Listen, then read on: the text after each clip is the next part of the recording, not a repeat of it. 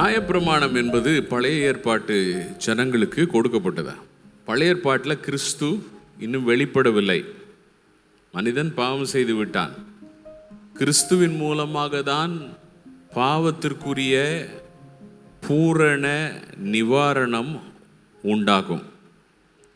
ஆனால் பழைய ஏற்பாட்டில் கிறிஸ்து வெளிப்படலை, புதிய ஏற்பாட்டில் தான் வெளிப்படுறார். அதனால் பழைய ஏற்பாட்டில் இஸ்ரவேல் ஜனங்களை பாதுகாக்கும்படியாக தேவன் என்ன கொடுக்குறாருன்னா, அதாவது மனுஷன் பாவம் செஞ்சதுனால தேவனுடைய நியாய தீர்ப்பு இந்த உலகத்தின் மேலே, அது பழைய ஏற்பாட்டில் கிறிஸ்து வருகிறதற்கு முன்பாக அந்த நியாய தீர்ப்பு எப்படி இருந்துச்சுன்னா, அந்த மழை பெய்கிற மாதிரி, மழையே நெருப்பாக விழுந்துச்சுன்னா எப்படி இருக்கும் பாருங்க, பயங்கரமாக இருக்கும்ல. அந்த மாதிரி இப்போ ஆண்டவர் என்ன செய்கிறாருன்னா, அந்த நியாயப்பிரமாணம் அப்படின்ற ஒரு விஷயத்தை இஸ்ரவேல் ஜனங்களுக்கு ஒரு கொடை மாதிரி கொடுத்துட்டார்.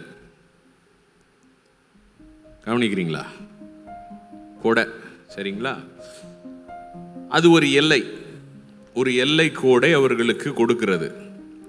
இப்போ கடவுள் சொன்ன மாதிரியெல்லாம் அவங்க கீழ்ப்படிஞ்சு அந்த நியாயப்பிரமாணத்தின்படி செஞ்சாங்கன்னா அவங்க அந்த கொடையின் பாதுகாப்பிற்குள்ளார இருப்பாங்க. அப்போ பூமியில் தேவனுடைய நியாய தீர்ப்பு மற்றவங்க மேலே விழுந்தாலும் அந்த நியாய தீர்ப்பு இவர்கள் மேலே வராதபடிக்கு அந்த நியாயப்பிரமாணத்தின் பாதுகாப்பு இவர்களுக்கு கொடுக்கப்பட்டது. எங்கே? பழைய ஏற்பாட்டில்.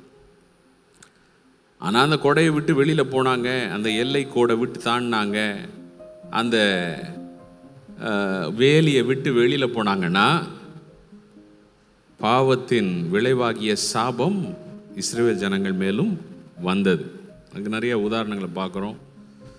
ஆகான் கூட இந்த பிரமாணத்தை மீறின பொழுது அவனும் அவனுடைய முழு சந்ததி, ஆடு மாடு எல்லாம் சேர்த்து போட்டு கல்லெறிந்து கொன்று எரித்து போடுகிறதை நாம் பார்க்கிறோம்.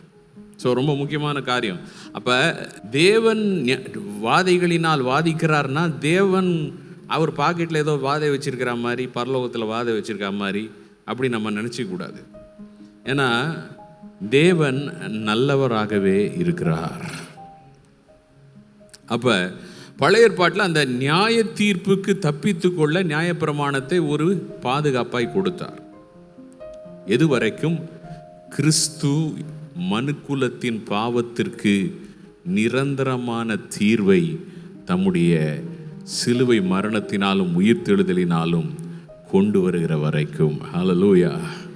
இன்னைக்கு நமக்கு ஒரு பெரிய பாக்கியம் இருக்கிறது. அது என்னன்னு பார்க்கும்போது, இயேசு நமக்காக சாபமாய் மாறினார். நியாயப்பிரமாணத்தின் சாபத்திலிருந்து நம்மை நீங்களாக்கி மீட்டு கொண்டார்.